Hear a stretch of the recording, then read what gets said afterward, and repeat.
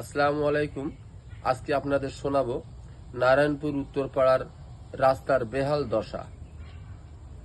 বালিগাদার হাওয়া লেগেছে নজেবাবুর বাড়ির সম্মুখে। সকল পথিক হচ্ছে অবাক রাস্তার বেহাল দশা দেখে।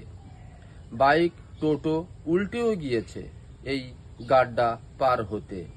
এমনটি হতো না, টাইম কলের জল নিকাশ করলে, পিচিং রাস্তায় জল বাঁধলে এমনই দশা ঘটবে সব রাস্তার।